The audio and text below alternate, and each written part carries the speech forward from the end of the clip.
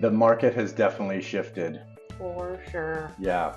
Let's talk about that. And let's also get into the stats for June real estate market in El Paso County.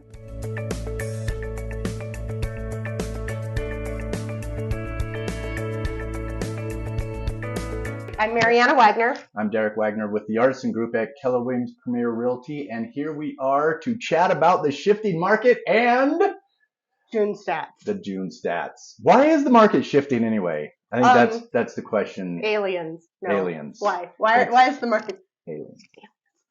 The market's shifting because of a drastic increase in interest rates. Yes. And the reason why we're seeing this drastic increase in interest rates is the federal government is trying to get their arms around this inflation that we're all experiencing.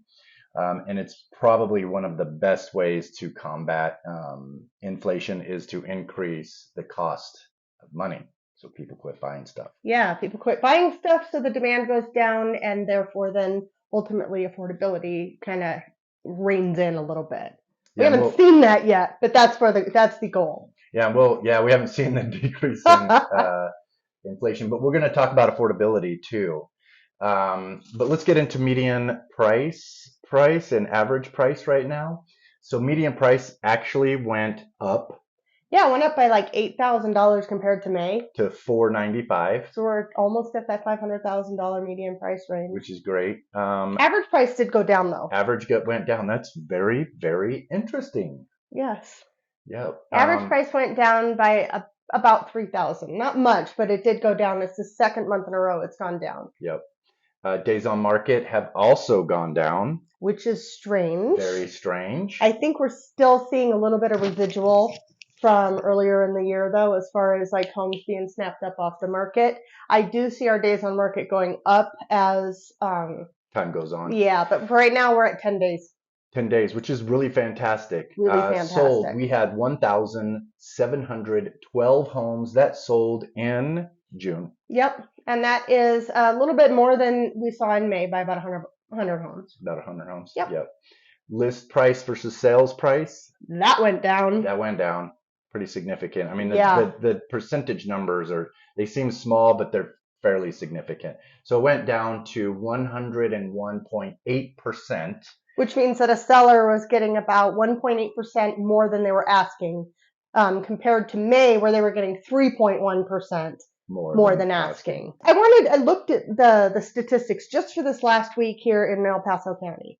And one thing I noticed is that we had 514 new listings hit the market in the last 7 days, but we also had 515 price decreases in the last 7 days. So that's more than the amount of homes that went on the market. Yes.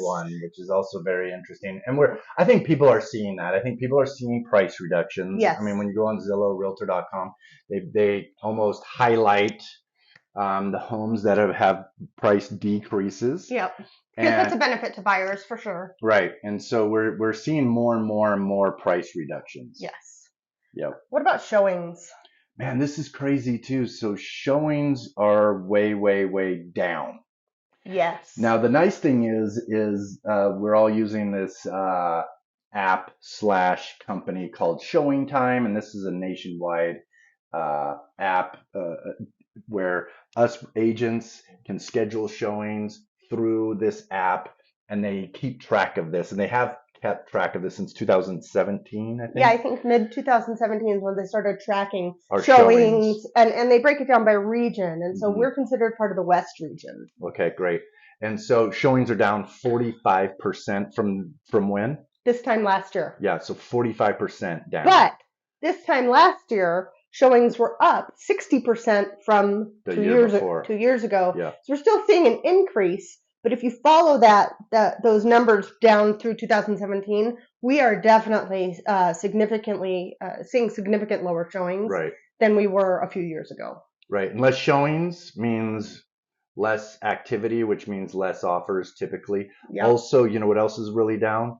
And I want to say it was 63%, but pre-qualifications. Oh, really? Yeah. So that's also we're seeing kind of those are those numbers are kind of going to show us what's going to happen over the next few months. Some other things that we know, the Fed has decided they're going to meet 2 more times this year to increase the interest rates. So currently, if you're, and you're at 6.5% interest, you could see 7.5 by the end of the year. So talk to me a little bit about, or talk to us a little bit about how interest rates going up compared to home price decreases, and that relationship, kind of like so people can understand. Like, do you have an example? Yeah, so most of our buyers, let's just say $500,000 price point. Yeah, easy number. Easy number, 500 grand. At the beginning of the year, in January, interest rates on average were about just at 3%. So a principal and interest payment would have been just slightly over $2,400 a month. Now that same $500,000 home, that payment is $3,600. So now with interest rates how they are now, if you wanted that same house that you wanted to buy in January, that's $500,000. You're paying like what, $1,300 more a month? $1,300 more a month. Interest rates are on the rise, and let's say they get to 7.5%. That same $500,000 home is now almost $4,000. It's like $3,800, $3,900 per month. I am getting a lot of buyers. Hey, I'm going to wait till the prices go down. I'm going to wait till the prices go down. I would challenge that idea, and the reason is we're not going to see a price drop significantly enough in the near future to offset the interest rates. So you want to spend $2,500 a month, but you want that $500,000 home, and now you can't get that because interest rates are up. How much would $2,500 a month get you now? $350,000. Yeah, so that's a completely different house. That is a significantly different house, and we're talking that's a 30% price decrease in your affordability. You're not going to see that $500,000 home hit the $360,000 price point before the interest rates increase, which if they get to 7.5 and you still need that $2,400 per month payment, now that same house has to be $315,000. The home values aren't going to drop like that. They are going to kind of settle for sure and drop, certainly but not stabilize like at a very, very bare minimum. We'll see.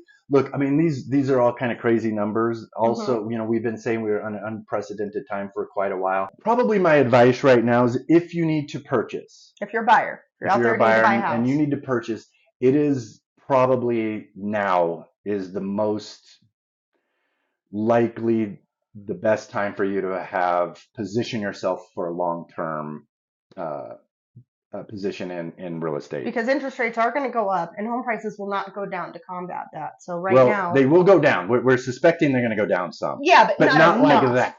And what about if you want to sell your house? Where are you at with that? I mean, we're still seeing it's still a seller's market.